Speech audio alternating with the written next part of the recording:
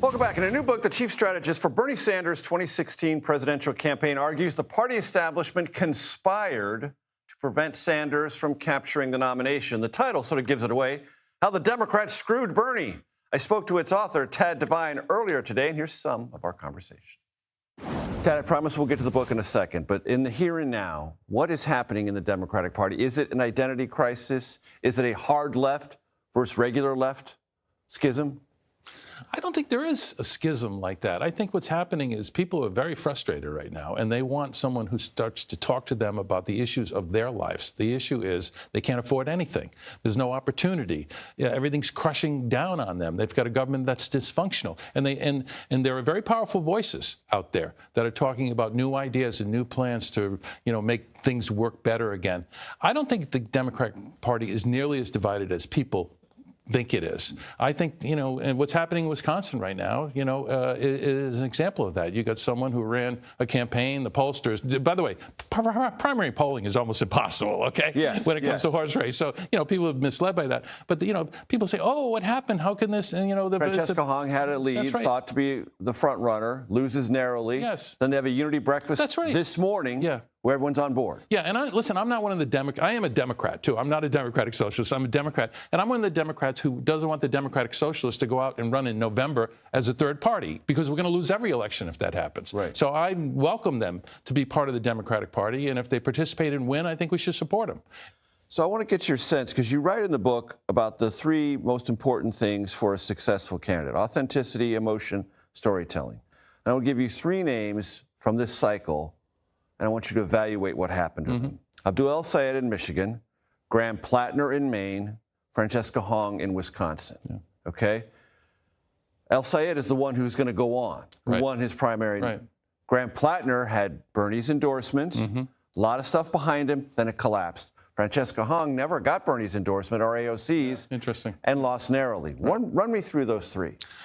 Well, I think they all had a tremendous element of authenticity. They were different than the typical politicians. They presented themselves as themselves. They talked about issues that connected with the people. I think with El-Sayed, you've got a doctor who cares about health care. Okay, and that's about as authentic as it gets. And who ran in 2018 and is eventually saying the same things now he said in 2018. That's right. So there's a through line. There is. And then, listen, that was true with Bernie for over 40 or 50 years, not just, a few years.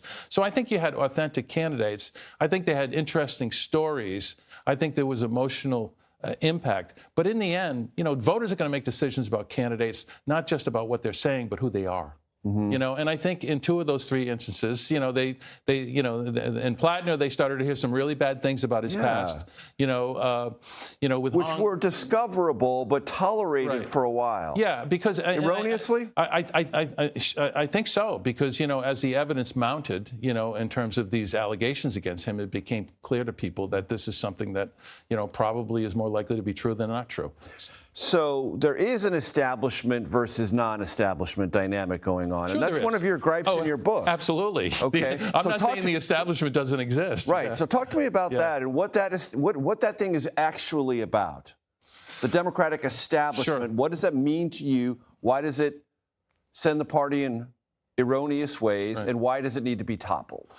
Well, listen, I used 2016 as a case study of what happened. And that establishment then really controlled the party and the way it picked our nominee for president. And it imposed a set of rules that made it almost impossible for someone who wasn't part of the establishment to be the nominee. Who wasn't Hillary Clinton. That's right. Basically, they had decided Hillary Clinton was going to be the nominee before anyone voted.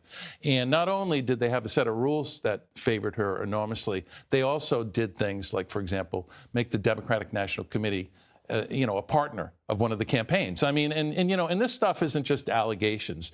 Later, when WikiLeaks released all the emails, I mean, if this were a court of law, the evidentiary trail was obvious. The jury would be out for about 15 minutes. Okay, I mean, it was just it was all there in black and white. Is that establishment encrusted, barnacled, still there now? Absolutely. There are leaders who have been there for a long time. There are people in power. And a big part of the establishment is the money.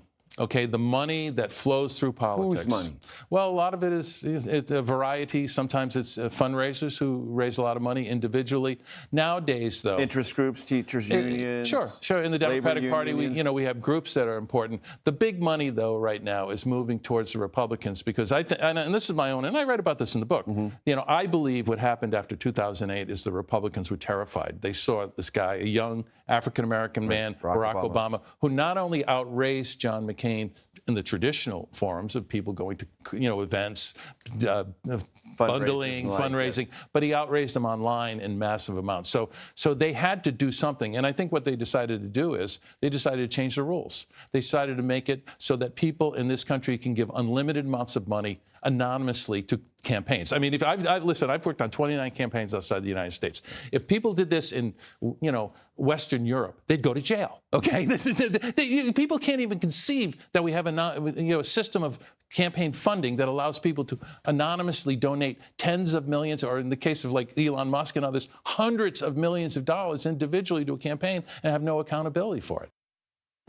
You can listen to my full conversation with Tad Devine on your favorite podcast platform. Runs about 35 minutes. It's really good.